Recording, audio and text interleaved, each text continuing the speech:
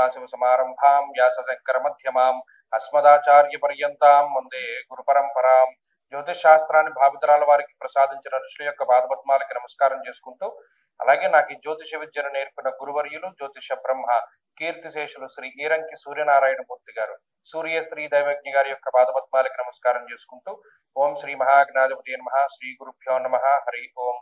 వీక్షకులందరికీ నమస్కారం. ధనురాశి వారికి ఈ వారం సాధారణమైనటువంటి గ్రహస్థితి గోచరిస్తూ ఉన్నది. ప్రత్యేకించి ఈ రాశి వారికి అష్టమ స్థానమందు, వ్యయస్థానమందు ఎక్కువ గ్రహాలు కూడుతూ ఉన్నాయి. 12వ స్థానమందు రవి, 12వ స్థానమందు కుజుడు, 12వ స్థానమందు బుధుడు, ఈ వారంలో 12వ స్థానమందు చంద్రుడు కూడా ఉంటారు. అంటే అక్కడ 4 గ్రహాలు వ్యయస్థానమందు, అష్టమమందు గురువు, అర్ధాష్టమందు రాహు. అంటే ఎన్ని గ్రహాలు ఉన్నాయి ప్రతికూలంగా? ఈ ఒక 4, 5, 6. ఎందుకు ప్రతిసారి ప్రతికూలత అనుకూలత గ్రహాలు చెప్తాము అంటే మీకు ఒక అవగాహన వస్తుంది. గోచారరీత్యా 5-6 గ్రహాలు ప్రతికూలంగా ఉన్నప్పుడు మన యొక్క జీవన గమనం ఎలా ఉన్నది, అలాగే ఇది ఎంతో కాలం ఉండదు, కొంతకాలం తర్వాత మరలా ఇన్నే గ్రహాలు అనుకూలిస్తూ ఉన్నప్పుడు జీవితం ఎంత సుఖవంతంగా ఉంటుంది, ఆ వేరియేషన్ మీకు అర్థమైపోతుంది. అందుకని ఈ గ్రహాలు అనుకూలంగా ఉన్నాయా ప్రతికూలంగా ఉన్నాయా తెలుసుకోగలిగితే దాన్ని బట్టి మీ పనులు మీరు ప్రారంభం చేసుకోవచ్చు. ఇప్పుడున్నటువంటి పరిస్థితుల్లో వ్యయస్థానమందు 4 గ్రహాలు ఉండడం స్వస్థాన నాశనం చైవ బంధురోగో ధనక్షయం అన్నది శాస్త్రం. ఈ వ్యయస్థాన స్థిత గ్రహాలు ఉన్న స్థానాన్ని వదిలిపెట్టి వెళ్ళిపోదామా అనేటువంటి బాధని కలగజేస్తాయి.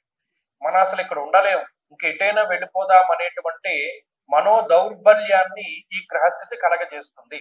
అలాగే ఖర్చు, విపరీతమైనటువంటి శ్రమ, శారీరక శ్రమ, మానసిక శ్రమ, బంధుమూలకంగా ధనాన్ని ఖర్చు పెట్టవలసి రావడం ఇత్యాది విషయాలన్నీ కూడా కనబడుతూ ఉంటాయి.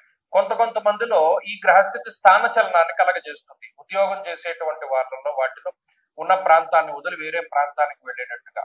ఇక అర్ధాష్టమ రాహువు కూడా పీడిస్తూ ఉంటాడు, ఇక అర్ధాష్టమ శనేశ్వరుడు కూడా పీడిస్తూ ఉంటాడు.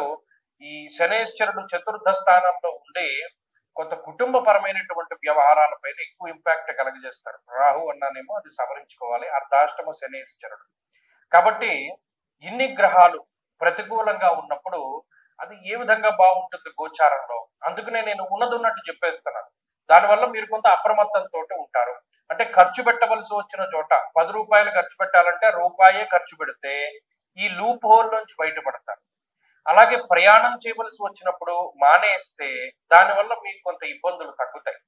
అలాగే నిద్రా సౌఖ్యం ఉండదు, భోజన సౌఖ్యం ఉండదు, కాలాన్ని అతిక్రమించి భోజనం చేస్తారు, కొన్ని సందర్భాల్లో తినాలని అనిపించదు.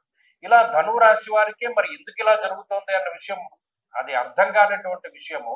కానీ గ్రహాల తాలూకు విషయాల్ని మనం చెప్పడం వరకు మాత్రమే, మిగతాది దైవాధ్యం. కాబట్టి ఈ గ్రహస్థితి నుండి బయటపడడానికి ఎక్కువగా ధనురాశి వారు ఏం చేయాలి? భగవంతుడి పాదాలు పట్టుకోవడం, ప్రతిరోజు శివాష్టోత్తర శతనామావళి స్తోత్రాన్ని పఠిస్తూ ఉండడం, పరమేశ్వర దర్శనం చేసుకుంటూ ఉండడం వల్ల మాత్రమే ఈ గ్రహస్థితి నుండి బయటపడతారు. ఈ వారంలో కలిసి వచ్చేటువంటి రోజు సోమవారంగా చెప్పవచ్చును. అదృష్ట సంఖ్య 1, అదృష్ట వర్ణము తెలుపు. తదుపరి మకర రాశి.